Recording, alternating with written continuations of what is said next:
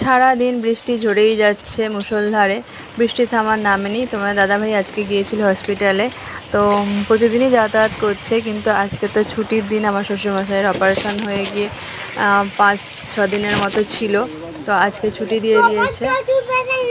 আর ambulance এসে গেছে বাড়ির সামনে।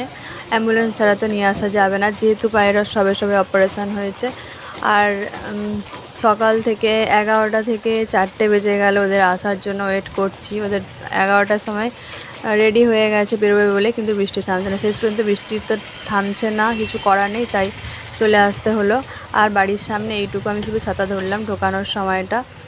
আর এই যে অ্যাম্বুলেন্স যে দাদাটা চালাচ্ছিল সে একটু হেল্প করে দিল, কারণ কেউ নেই এখন ধরার মতো। আমি তো পারবো না, আমার শাশুড়ি তো পারবেই না, তারও প্রায় প্রবলেম। তো এখানে যে পরিষ্কার করেছিলাম তোমাদের দেখালাম থাকার জন্য, এইখানেই রাখা হবে, কারণ উপরের ঘরে যেতে পারবে না। তো দেখো এরকম অবস্থা। আমি তো যে 15-16 দিন হসপিটালে ছিল দেখতে যাইনি, কারণ ওইখানে ছোটোকে নিয়ে যাবো না, বাড়ির কাজ, আমি সময় পাইনি। তো এই আজকেই দেখছি আমি। মানে দাদাভাই কি তো প্রতিদিনই যায়, সবাই মোটামুটি গেছে, আমি যাইনি। আর সারাদিন কারোর খাওয়া দাওয়া হয়নি। এবারে স্নান করবে তোমার দাদাভাই, খাওয়া হবে, আমিও একটু হয়তো খেয়ে নেবো। তো চলে যাচ্ছি।